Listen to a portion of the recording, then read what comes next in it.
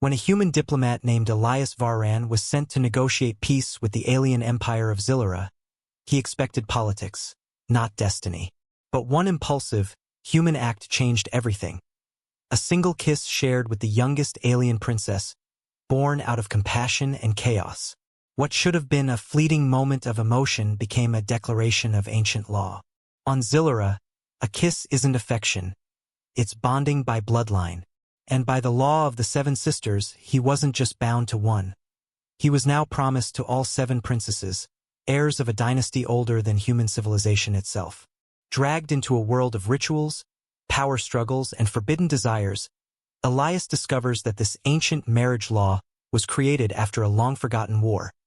A war where humans once saved the Xylerans from extinction by giving them fragments of human DNA. The royal bloodline itself exists because of humanity, and Elias's arrival isn't coincidence. It's prophecy.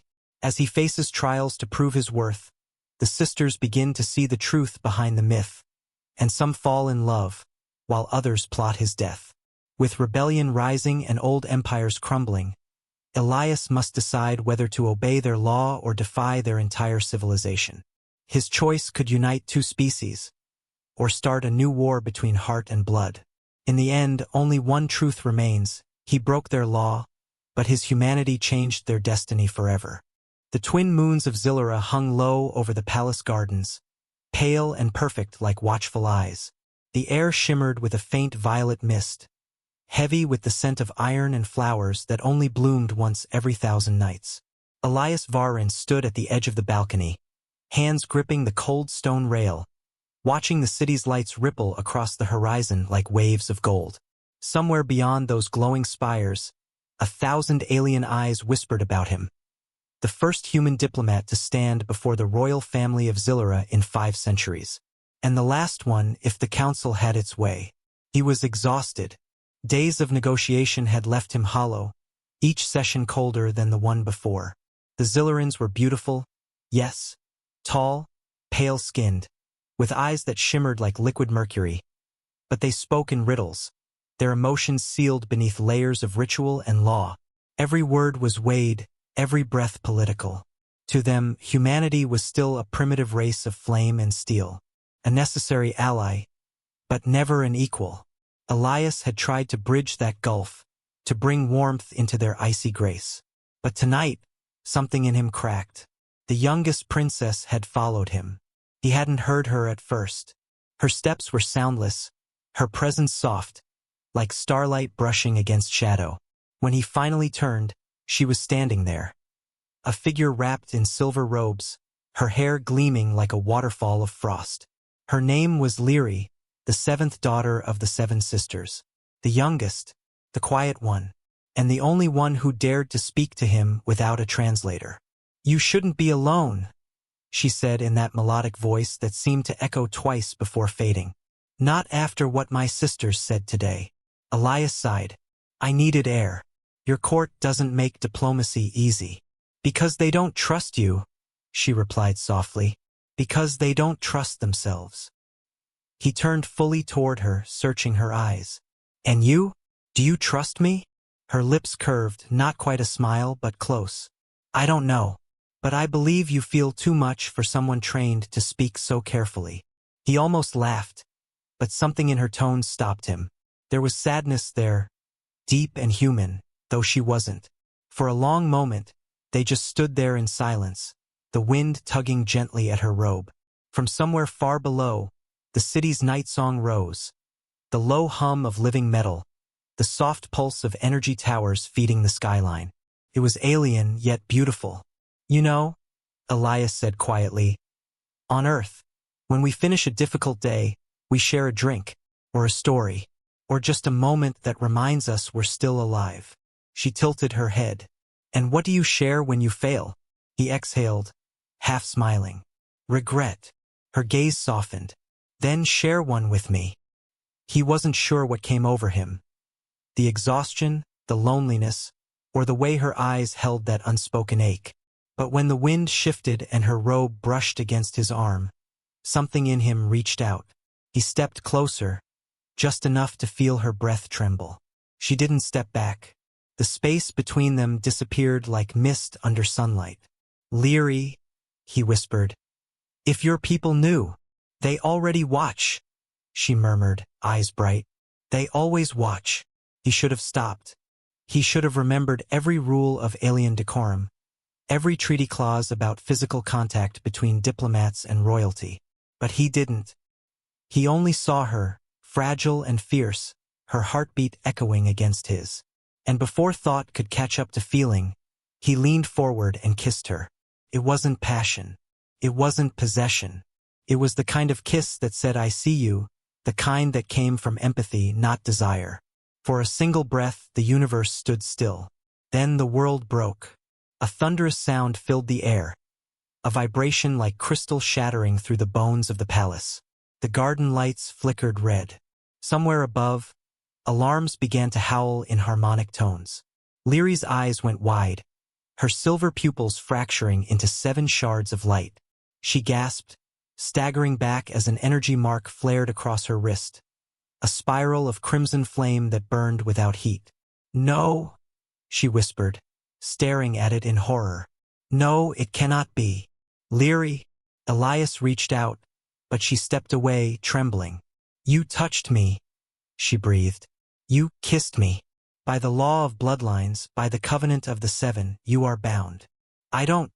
What does that mean?" Her voice broke. "It means you are no longer just you. You are claimed by our lineage. Every sister will know. Every bloodline will call you chosen." Before Elias could speak again, the garden gates exploded open. Royal guards stormed in, tall, armored figures in obsidian glass. The leader's voice boomed through the air. "By decree of the matriarch queen, seize the human." Elias raised his hands. "Wait, this is a misunderstanding." But the guards didn't listen. 2 of them grabbed his arms, twisting them behind his back. Leary shouted something in their language, pleading, desperate, but her words were drowned out by the clash of weapons. The leader scanned Elias with a glowing sigil, then hissed, "It's true. The mark is sealed." "I didn't know," Elias tried to explain as they dragged him toward the palace gates. "I didn't mean. You meant to touch the royal blood," the guard spat. "And by the covenant, your blood now belongs to all 7. You will answer before the queen." Leary tried to follow, but another guard held her back. "Leary," Elias shouted. "Tell them I didn't." Her voice cracked through the chaos. "Elias, don't speak until she allows it. Please." The last thing he saw before they forced him into the transport was her face. Pale, tear-streaked, and filled with terror. Not for herself. For him. The journey through the palace corridors was a blur of glass and echoing footsteps. The walls seemed to hum with living energy, ancient symbols pulsing faintly as if aware of his presence. Every alien eye they passed turned toward him with horror or disgust. He was an infection now, a human who had crossed a line sacred to their kind. Somewhere deep within the palace, a gong sounded, deep and resonant. It wasn't an alarm. It was a summons. They threw him to his knees before a vast chamber of light. The ceiling arched like a cathedral of crystal, every surface alive with flowing gold patterns. At the far end, seated upon a throne of moving silver, was the Queen of Xyleran. Her gaze burned like a star behind misted glass. The 6 elder princesses stood beside her, each taller, colder, and more regal than the last. Leary stood apart, trembling. The queen's voice carried across the chamber like thunder wrapped in silk. "Human, do you understand what you have done?" Elias swallowed hard. "It was a mistake. I meant no offense. Where I come from, a kiss is not binding." The queen's tone was sharp enough to cut stone. "Then your species plays with affection as if it were air. Here a kiss seals the spirit. You have joined your essence to royal blood. You have invoked a law older than this world." "I didn't know," he said quietly. "I was trying to comfort her." The queen's expression didn't soften. "Ignorance does not unbind blood. By the covenant of the 7 sisters, your name and soul are now marked within the lineage of Xyleran." One of the elder princesses stepped forward, her silver eyes full of contempt. Mother, he is unworthy. Primitive. The bond must be purified. Leary suddenly cried out, "No! Please! He didn't mean it. The law is old. It's cruel. Don't."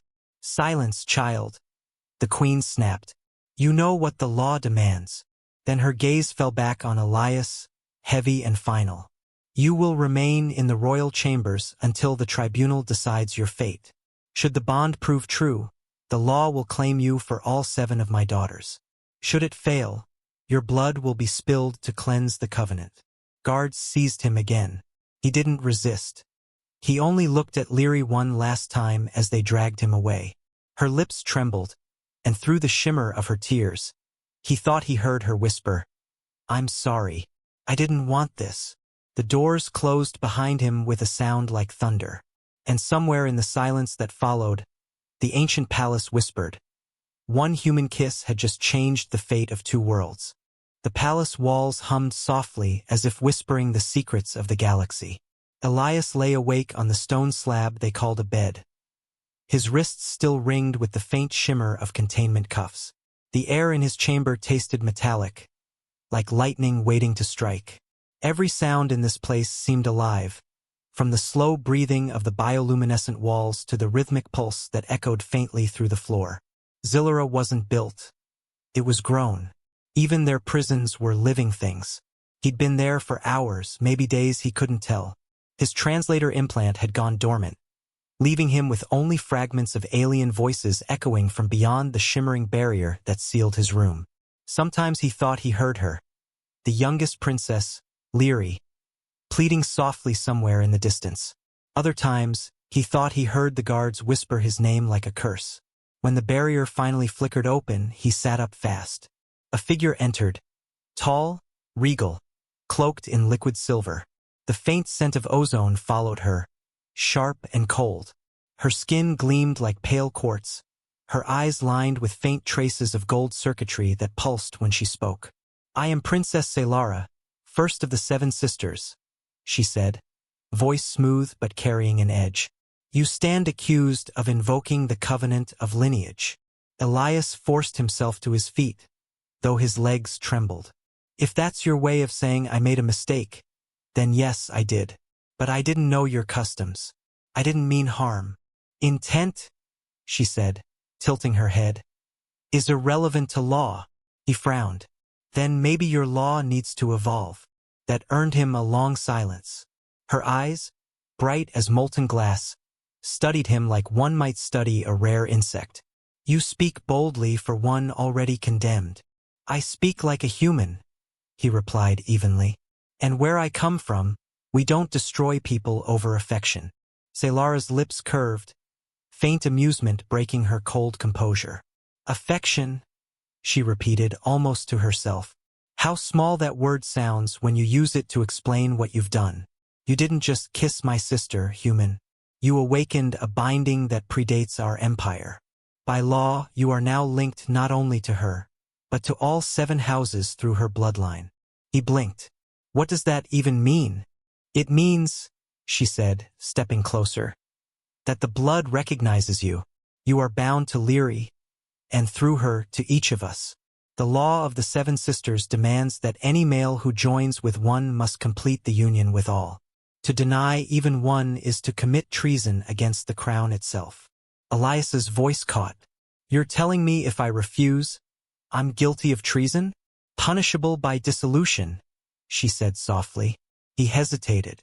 "Dissolution? That sounds like a fancy word for death," she finished for him. Silence stretched between them. Xyleran's gaze didn't waver. Elias ran a hand over his face, trying to process the insanity of it all. "You're saying your law forces someone to marry 7 women? Against their will." "Not marriage," she corrected. "Bonding. The merging of life essence and lineage. It ensures balance across the 7 houses that rule Xyleran. It is not about desire, it is about order." He gave a humorless laugh. "Order? You call this order?" She didn't answer. Instead, she turned to leave. But before she reached the doorway, she said almost quietly, "You've set something in motion that hasn't happened in 10,000 cycles, human." The Covenant recognizes your blood. That alone frightens the court. The barrier shimmered closed again, leaving him with more questions than before. Hours later, or maybe just minutes, he heard the barrier flicker once more. But this time, the figure who slipped inside moved with hesitation, her robes brushing softly against the floor. When he turned, he saw her, Leary, the youngest princess. Her eyes glowed faintly in the dim light, her expression haunted. "Leary," he breathed, stepping toward her. "You shouldn't be here. I had to see you," she whispered. "They're meeting in the tribunal. They want to erase the bond by erasing you." He stared at her. "So they'd rather kill me than admit their law is outdated?" "It's not just law," she said urgently. "It's religion. The Covenant is sacred. It says that when a foreign soul binds to a royal one, it marks the beginning of renewal or ruin."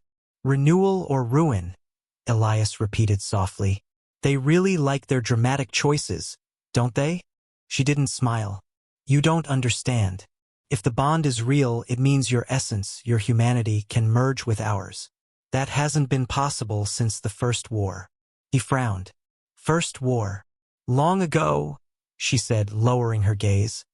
"Our ancestors fought humans, but it wasn't a war of weapons.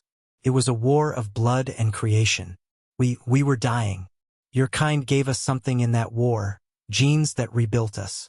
That's why we live so long, why our minds are so sharp.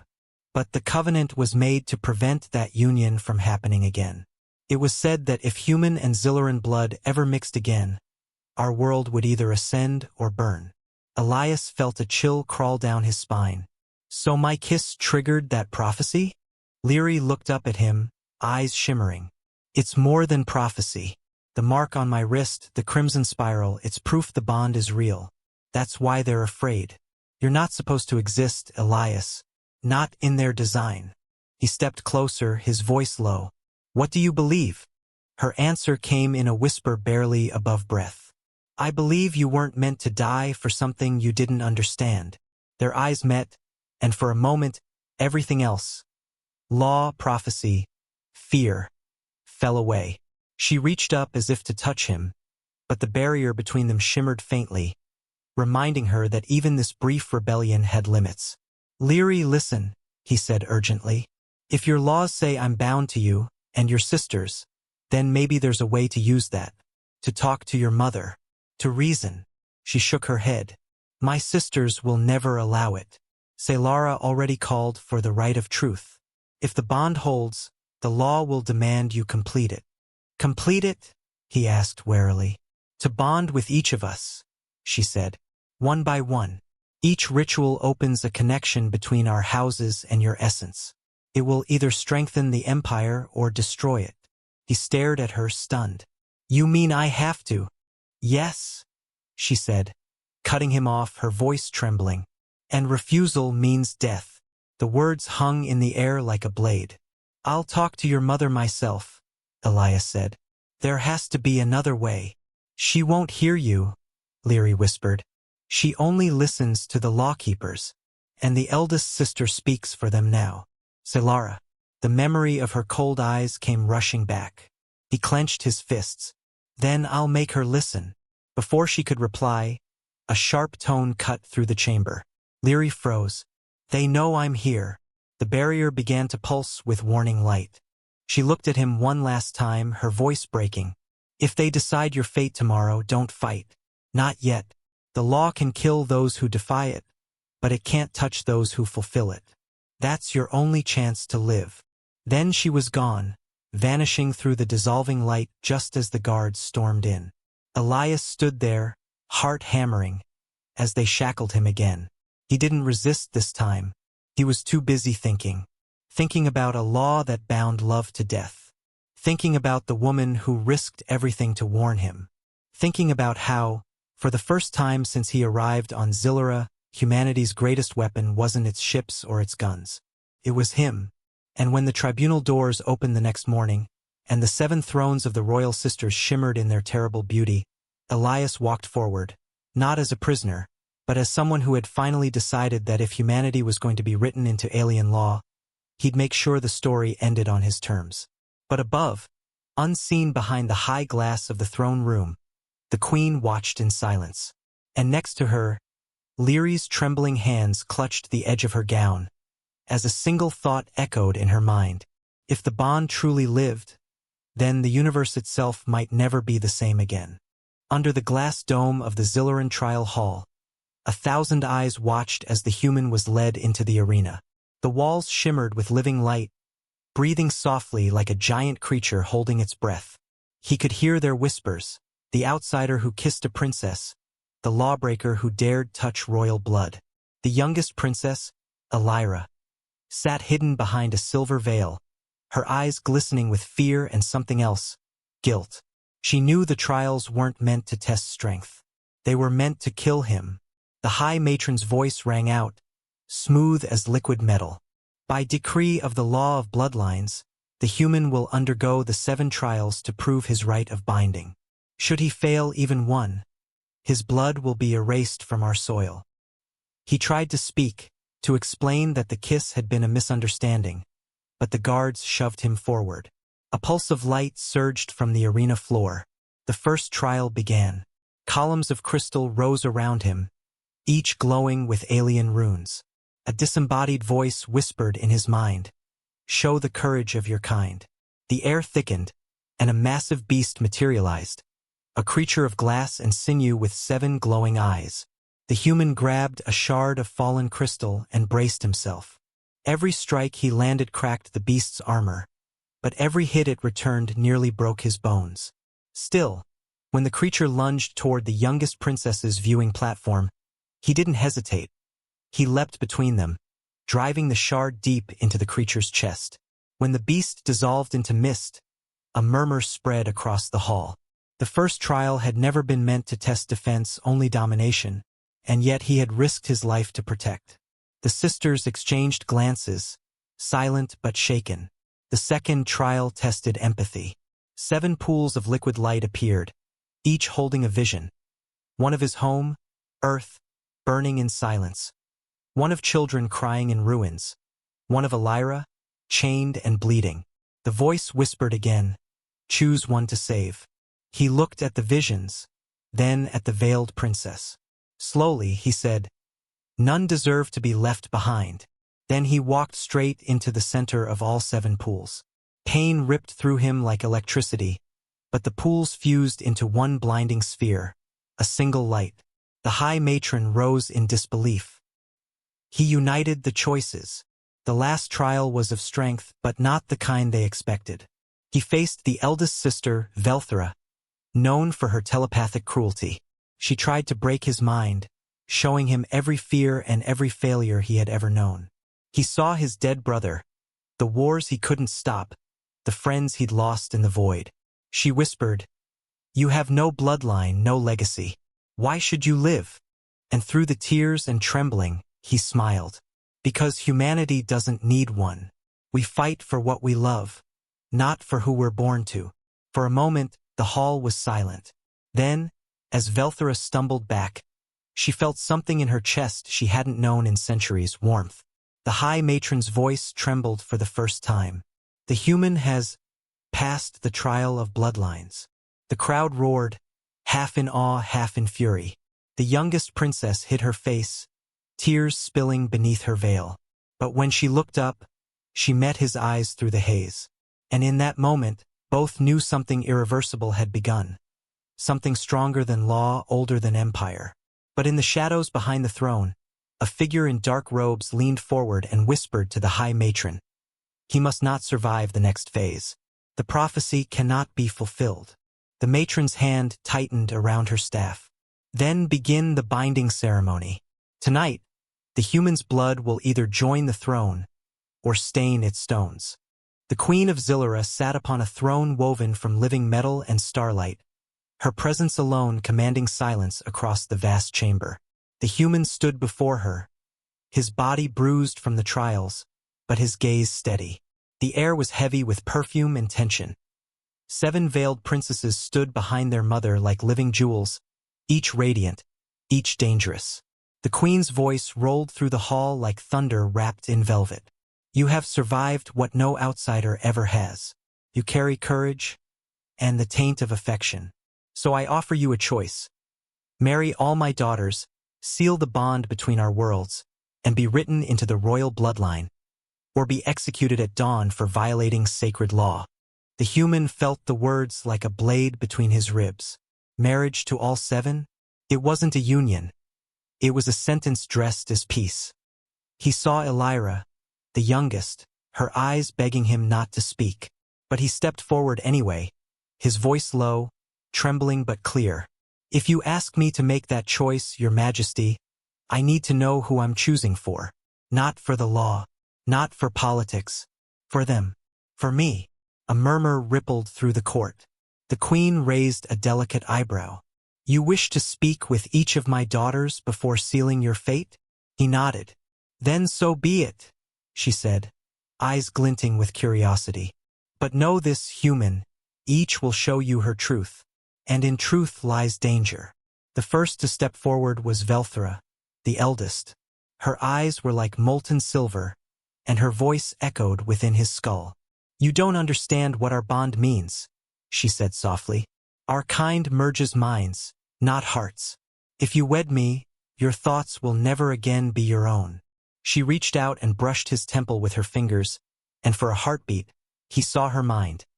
An endless expanse of memories, pain, and loneliness so vast it nearly crushed him. When she withdrew, he staggered back. Now you see, she whispered. Next came Sereth, the warrior sister, her armor gleaming under the light.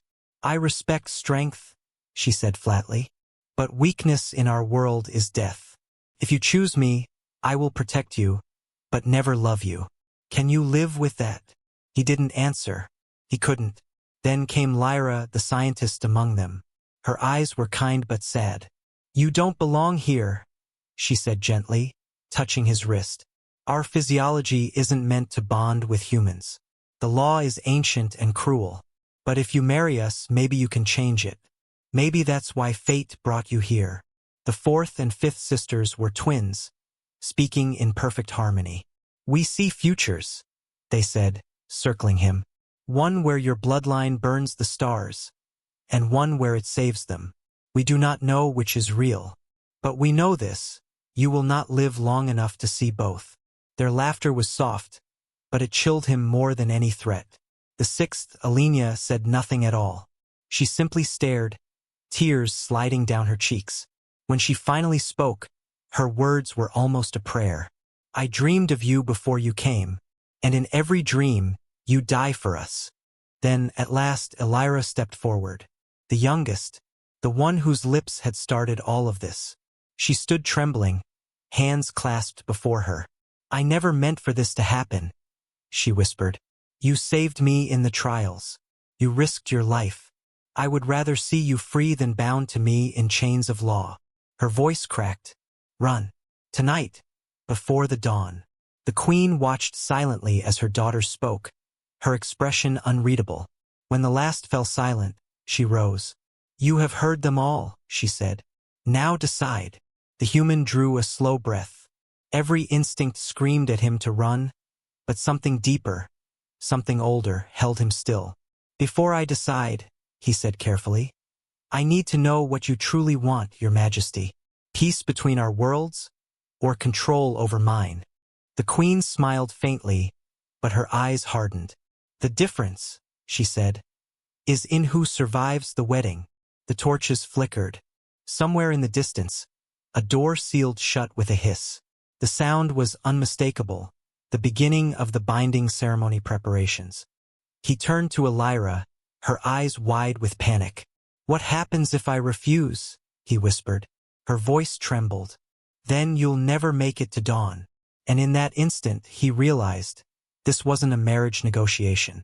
It was a trap, and dawn wasn't his deadline. It was his execution hour.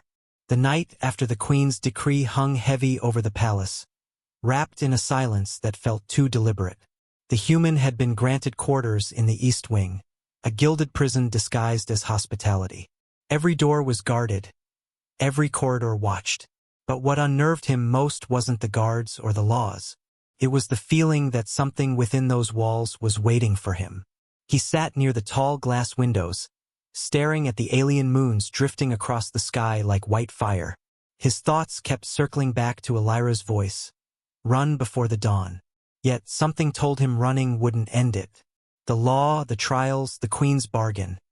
It was all tied to something deeper, something ancient. A soft hiss echoed through the corridor. Then another. He turned just in time to see a shadow detach from the wall, a figure in obsidian armor, blade gleaming with violet light. The assassin moved fast, silent as smoke. The human dove aside as the blade slashed the air where his neck had been. He grabbed a shard of decor crystal from the table and swung wildly, but the assassin disarmed him with inhuman precision. The weapon came down again, only to stop inches from his throat. The assassin hesitated, just long enough for him to whisper, "Why are you doing this?" The helmet tilted. Then slowly it came off. It was her, the third princess, Sereth, the warrior who had sworn she'd never love a human. Her eyes burned with fury. "Because you shouldn't exist here," she hissed. "Because every moment you breathe, you insult our ancestors. Our law was made to protect us from your kind." She raised the blade again. But then, from the corridor behind her, a figure leapt out, dagger drawn, cloaked in black. Another assassin, this one not hers. The blade went for her back. Without thinking, the human moved.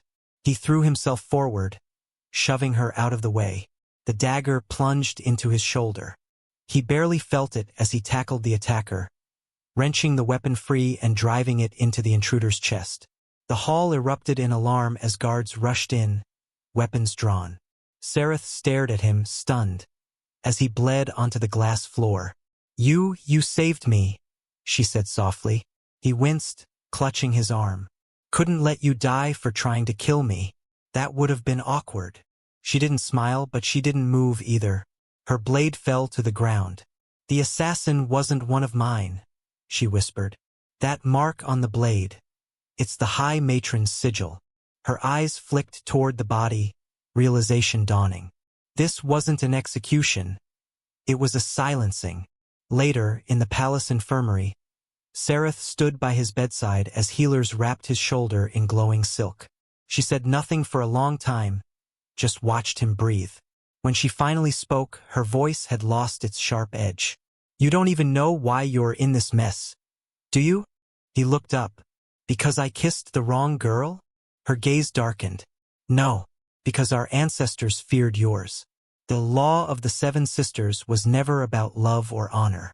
It was about control, about binding the bloodline of a human to ours, to keep your kind from rising again." He frowned. "Rising again?" Sereth hesitated. "The old records call your species the Makers, the ones who taught us language, technology, even how to shape stars. Then they vanished. When you kissed my sister, the genetic markers in your blood woke the old code. That's why the law reacted. You didn't break it, you fulfilled it." The realization hit him like cold air. So this entire law, this forced marriage, isn't punishment. It's prophecy. Sereth nodded slowly. And the Queen is terrified of what that means. For the first time, she looked at him not as prey, but as something she couldn't define. "You shouldn't have saved me," she whispered, "because now I have to choose between my mother and the truth." He leaned back, exhausted, his eyes meeting hers. "Then maybe it's time someone on your side finally picked the truth." Outside, thunder rolled over the alien sky. The palace lights flickered, shadows shifting across the glass walls. Somewhere deep below, in the hidden vaults of the royal temple, an ancient device hummed to life, reacting to the human's blood that had spilled onto Xyleran soil. And far above, unseen by all, a long dormant satellite turned its lenses toward the palace and whispered its first signal in 10,000 years. Origin confirmed. The storm that rolled over Xyleran that night wasn't just thunder. It was history waking up. The humans sat in silence as the rain hissed against the glass walls of the East Wing, watching streaks of lightning crawl across the alien horizon. Sereth had left hours ago, her last words echoing in his head. The law isn't punishment, it's prophecy. He couldn't sleep. Something deep within him kept pulling, an instinct or maybe something older. His blood still ached from the healing salves, his wound burning faintly where the assassin's blade had touched him. He pressed a palm against it, and for a brief moment, he thought he saw light shimmer beneath his skin, pale blue, almost like the veins of the Xyleran sisters. Footsteps approached. It was Xyleran, cloaked and trembling. "You have to follow me," she whispered urgently, "before the queen finds out what your blood did." They moved through the silent corridors, past sleeping guards and motionless statues, until they reached a sealed door guarded by a holographic sigil, the mark of the royal lineage. Xyleran placed her hand against the glowing pattern. "This is the archive of Genesis," she whispered. "It holds the records the queen swore would never be opened." The door slid aside, releasing a breath of cold air and the faint hum of something ancient. Inside were rows upon rows of crystal memory pillars, each flickering with encoded light. The human ran his hand over one and it came alive, projecting images into the air. Scenes of war. Humans and Xylerans, once allies, now locked in fire. He watched in disbelief as human ships burned in alien skies, and Xyleran cities fell in retaliation. But then the images shifted, showing a dying Xyleran world, its atmosphere collapsing. A group of human scientists stood with Xyleran leaders, merging DNA strands on floating holograms. The words echoed in alien script. "The Makers restore what war has broken. The bloodlines will merge to ensure both survive." Xyleran's voice was soft but trembling. "The royal family carries traces of that human DNA. That's why the prophecy exists. It said that one day, when the blood of the original Makers touched the line of queens, the true union would be reborn, and both species would rise again." He stepped closer to the projection, staring at the faces of those long-dead humans. So the law, it wasn't about obedience. It was about remembrance, about keeping that ancient promise alive. Xyleran nodded. But over the centuries, fear replaced memory. The law became control. The queen uses it to preserve power, to stop the prophecy from fulfilling itself. Because if it does, it means the end of her reign. They moved deeper into the archive. At the far end stood a single pillar glowing red, different from the rest. Xyleran hesitated. "That one's restricted," she warned. "It holds the queen's private entries." But curiosity won. He touched it, and the room flared with light. A hologram of the queen herself appeared, younger, her eyes full of rage. "The prophecy will not come to pass," her recording said. "The humans will not rise again. I will see their bloodline erased, even if it lives within my daughters. The law will bind them to any who carry the ancient gene, and should one ever appear, he will be destroyed before he can awaken it." The hologram flickered, revealing another layer. Something older, sealed beneath her message. It was human text. A voice spoke in his own language. "To whoever finds this, we were the last of Earth's colonies. We gave them our DNA to save their species. If one of our descendants ever returns here, know this: you are not their prisoner. You are their beginning." The air left his lungs. His hand shook as he whispered, "I wasn't brought here by chance. My arrival was designed." Xyleran stepped closer, her face pale in the blue light. "That means your blood carries what our world has been waiting for. You're the key to the renewal."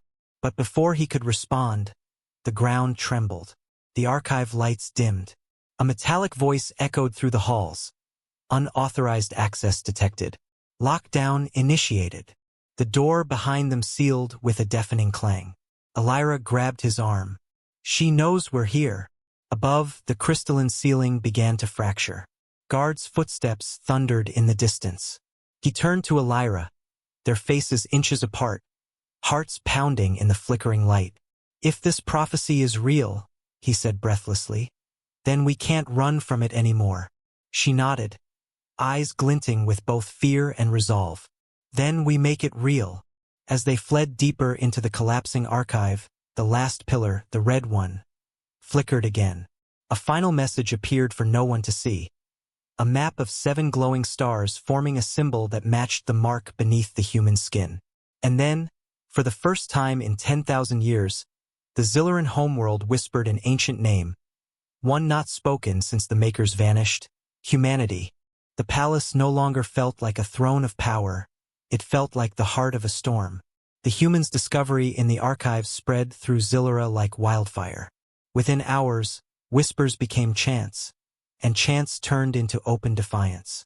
Half the court now hailed him as the promised one, the rebirth of the ancient makers.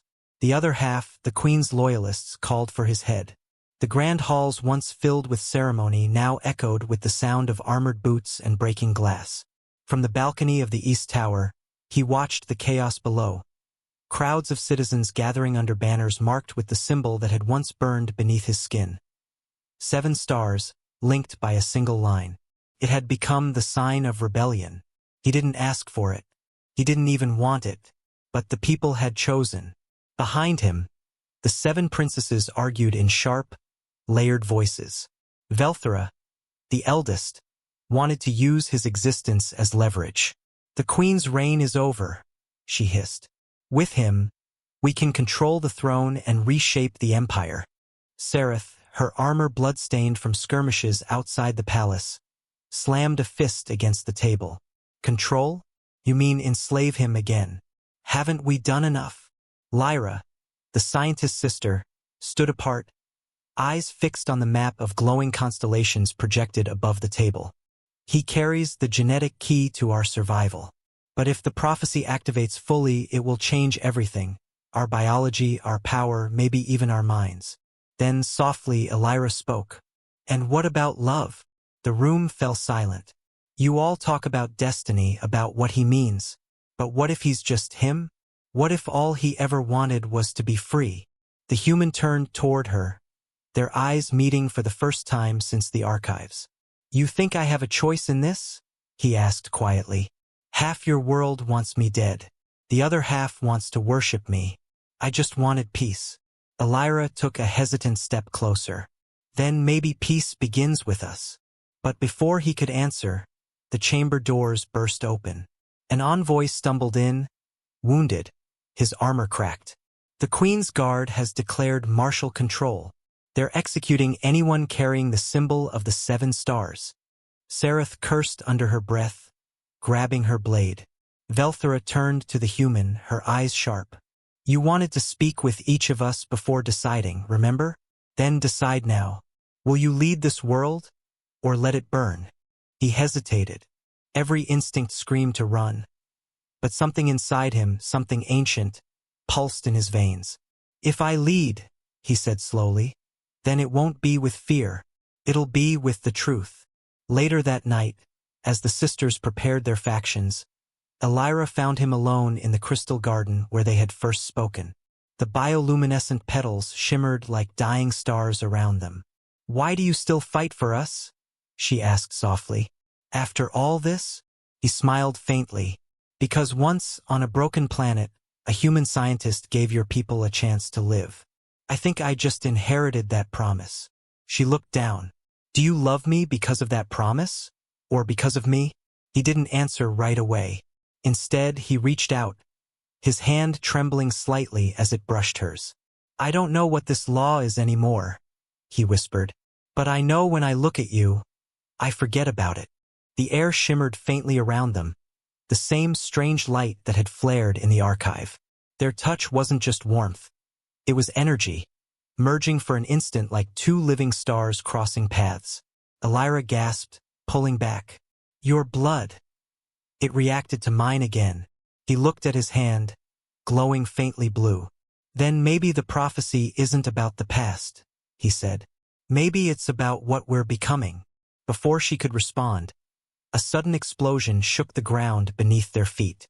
Alarms wailed across the city. Seretha's voice crackled through the calm crystal. "The Queen's fleet has begun orbital bombardment. She's targeting the rebel sectors." Lyra's eyes widened in horror. "She'll destroy her own people." The human turned toward the horizon, where crimson fire lit up the clouds. His jaw tightened. "Then we stop her." Velthera's voice cut in sharply. You can't fight the fleet. You'll die before you reach orbit. He looked back at her through the communicator. Maybe, but if I don't, both our worlds will. Saratha's voice softened for the first time. Then we're with you, human. Every one of us. The sisters exchanged glances, each torn by loyalty, fear, and something new rising between them. For the first time, they stood united. Xyleran stepped closer, her voice breaking as she whispered, "If we fail, the prophecy dies with you." He looked at her, eyes steady even as the light of the burning city flickered across his face. "Then we don't fail." Above them, the night sky split open with streaks of plasma fire. The rebellion had begun, not of weapons or power, but of hearts defying the fate written for them. And as the first wave of fire lit the horizon, the queen watched from her throne, her voice cold as glass. "So the prophecy awakens at last," she murmured. "Then let him burn with it." Under the pale shimmer of the twin moons, the great hall of Xyleran stood drenched in silver light. The banners of the royal house fluttered like quiet ghosts, unaware of the storm brewing beneath them. The human stood at the center of the marble floor, wrists bound, his heart pounding not from fear but from the weight of betrayal. The sisters stood above him, 3 thrones carved from the bones of extinct beasts, 3 gazes that once promised alliance, trust, maybe even affection. Now they burned with division. The eldest, cold and unreadable, gave the order to proceed. The middle one wouldn't meet his eyes. And the youngest, she trembled. He remembered her voice the night before, when she'd whispered to him about a plan to escape. But now, something in her eyes told him she'd been discovered. The guards closed in, energy spears glimmering. He could hear the chants outside. The people, divided, chanting for mercy, for blood, for something they didn't even understand. "This isn't justice," he said quietly. "It's fear pretending to be law." The eldest sister's jaw tightened. "You brought chaos to our order. Your kind always does." Her words sliced the air, but beneath them was something else. Fear, maybe regret. Then the youngest stepped forward, her voice shaking but loud enough for every watcher to hear. "He's not the threat. We are. We've been hiding from the truth for centuries." A ripple of gasps moved through the chamber. The generals exchanged glances. The eldest rose, fury crackling like lightning. "You will not speak the forbidden past." But the youngest didn't stop. "Our blood is not pure Xyleran. It's human." The prophecy wasn't about conquest. It was about return. The court erupted. The middle sister stood abruptly, eyes wide. "Stop this madness. You'll destroy us all." But then a sudden noise, a sharp, mechanical hum. The hidden doors burst open, and an entire squad of armored guards marched in, their commander stepping forward with cold precision. "By royal command," she said, bowing to the eldest. "The human is to be executed at dawn." The youngest ran to him, placing herself between his body and the soldier's weapons. "You'll have to kill me too." The hall froze. Every eye turned toward her, disbelief hanging thick as the scent of ozone. The eldest's expression faltered. This wasn't part of her plan. "Don't do this," the middle one whispered, but tears already blurred her voice. The guards hesitated. The commander glanced between them, unsure whom to obey. The human's mind raced, every instinct screaming that this was the moment to act. He turned to the youngest, his voice low, urgent. "If we run, they'll hunt us. If we stay, they'll break us." She looked back, her eyes wet but burning with resolve. "Then let them try."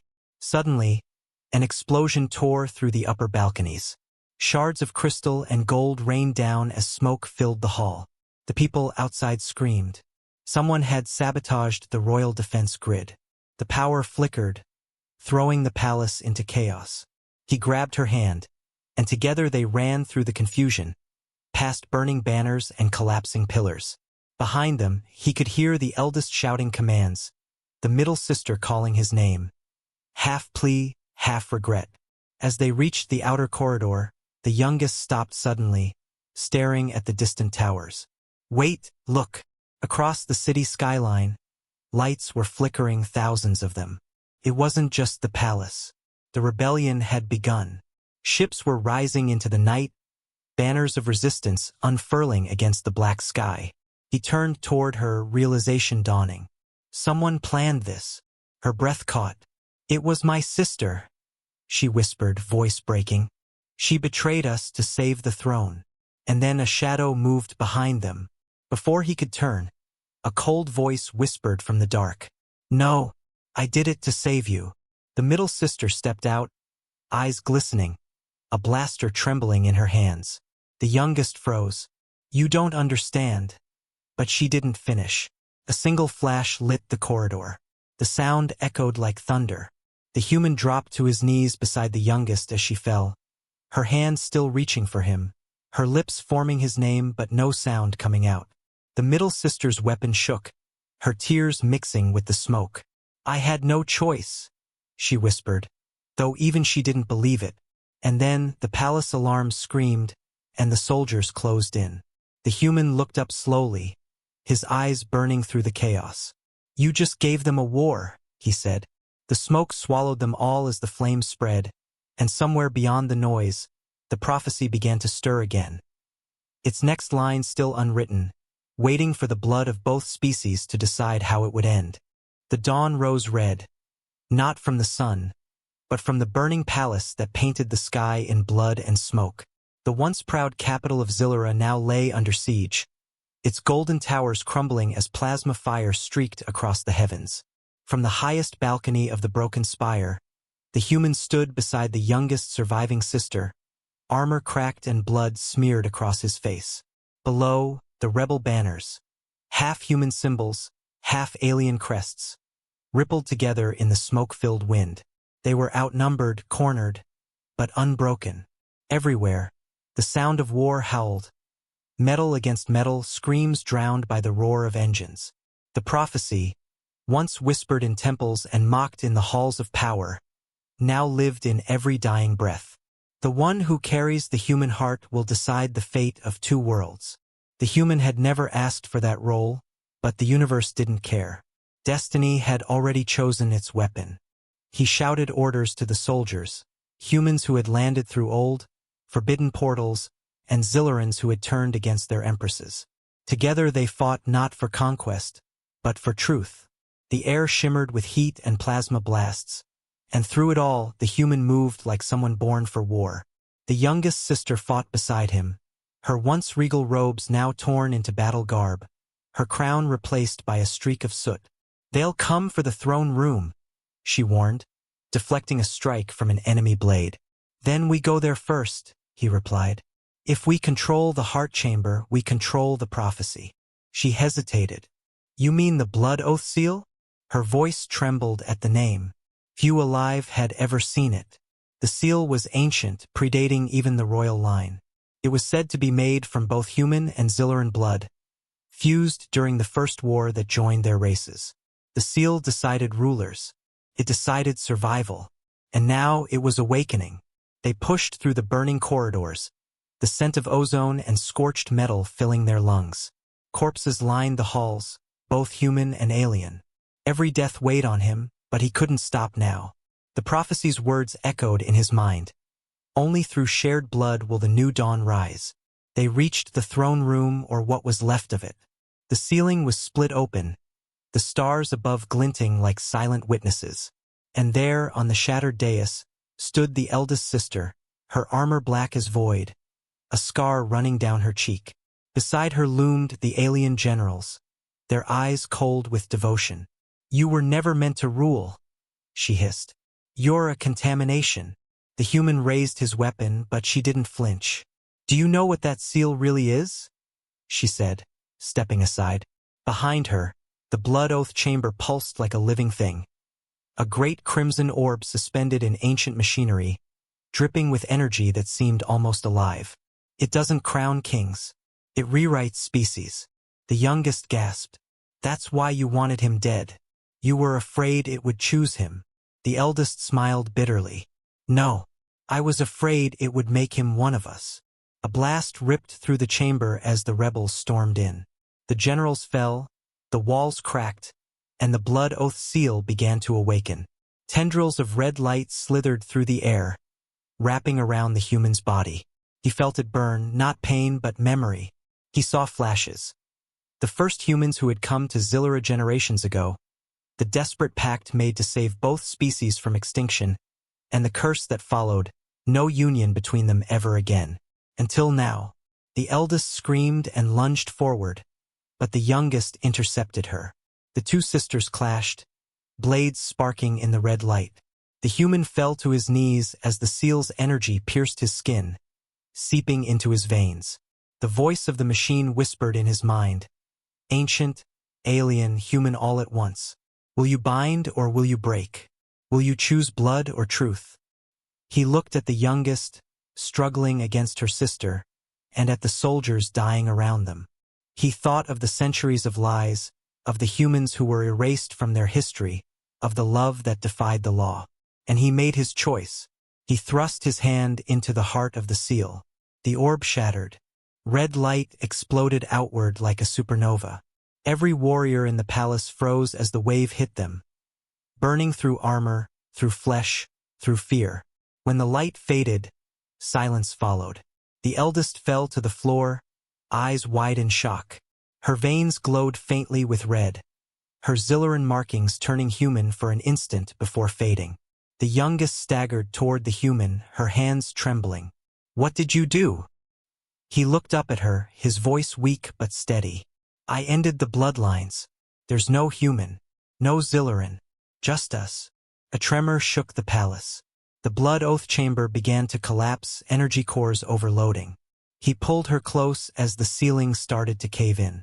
"Run!" she shouted, but he didn't move. "If I leave," he said, "it reverses.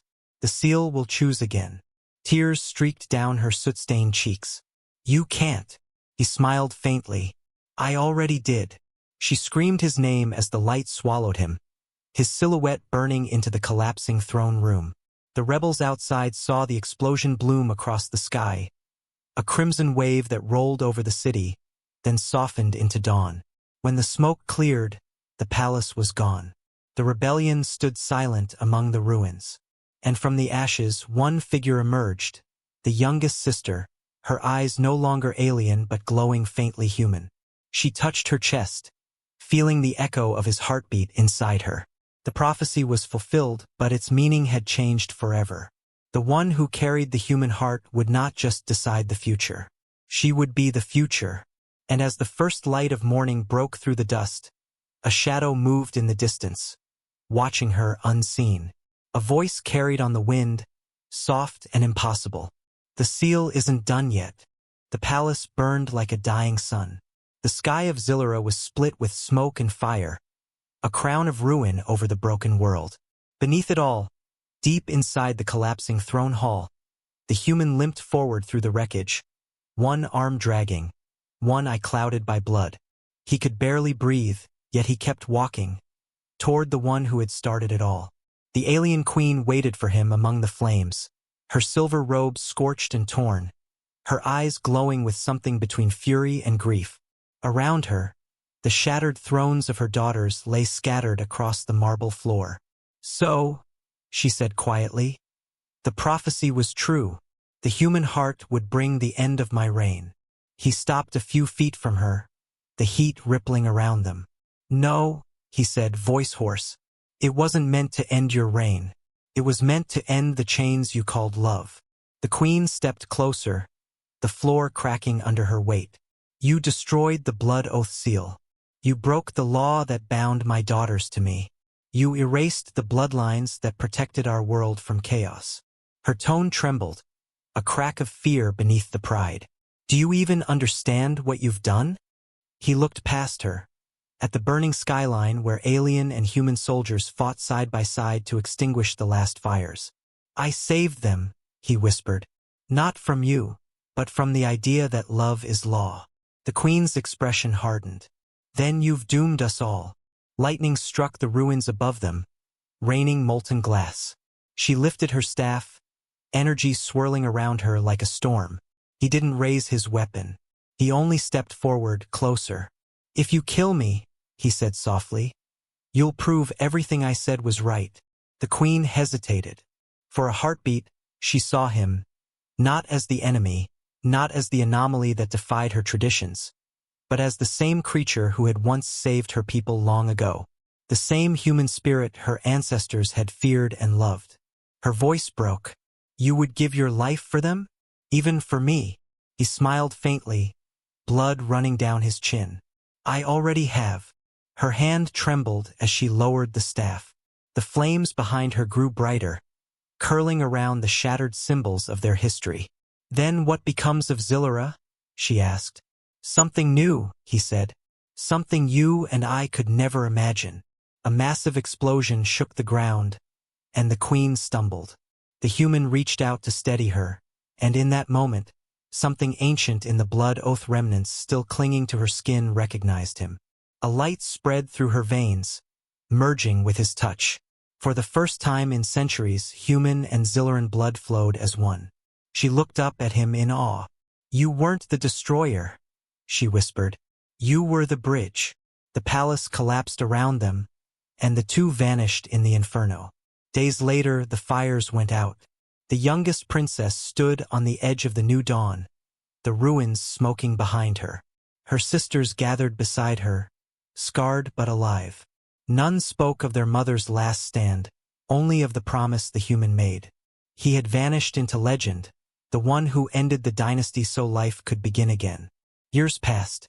The cities of Xyleran rose from the ash, no longer ruled by bloodlines but by unity.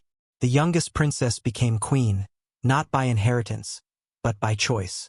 And when she stood on the balcony of the rebuilt citadel, she carried something precious in her arms. A newborn child with eyes that shimmered like starlight and skin that glowed faintly in the dark.